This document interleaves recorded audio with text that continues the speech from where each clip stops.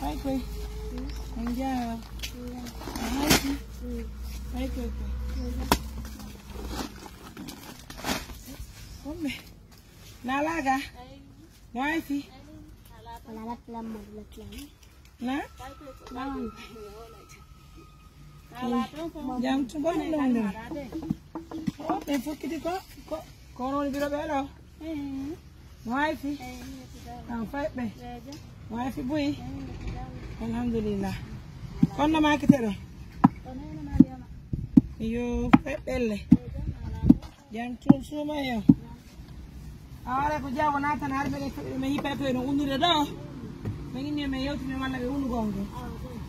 Wifi. Are ko sako di maro. E bidon le banture. En dobbo e lobo di e sako basa on ko me hewti do. Defa non pay ko e modi be me fisu na kati onani. Ala ko tande sa to wonti be Angleterre.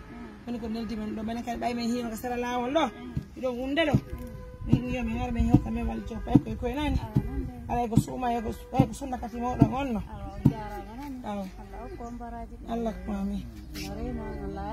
Amin. Lu ke rendi do. Hapus to. Tai kon wali mo.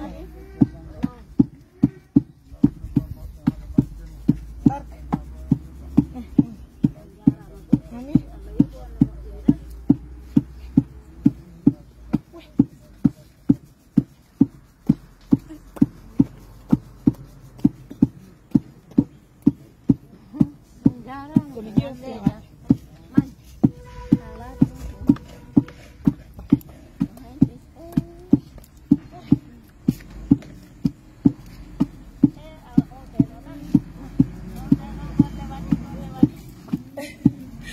Bien, messieurs, merci à tout le monde d'être de Angleterre. Voyez, hein, la remise elle est faite. Merci.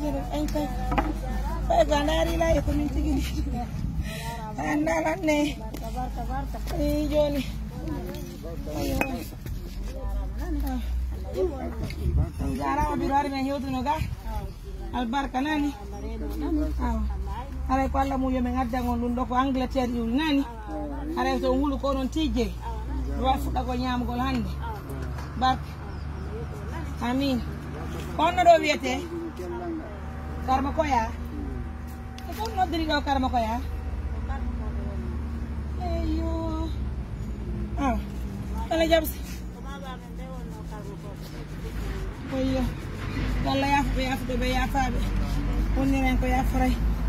Enen sali ko sa ko si fejje. Ko remendia. Oyo enen anjara.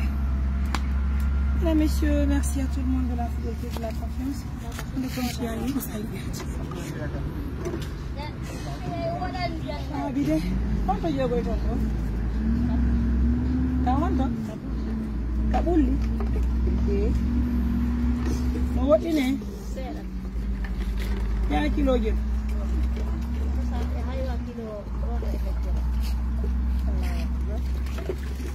Kalau mau ni fai belle. Alhamdulillah. Yo, il est mangiare. Profitez, vous allez prendre la mission. On va partir, nous. Pas la Sarah, on est salé. Parce qu'on est la Sarah. Ah, mais d'ailleurs, on est là. Madame, on va couper l'émission.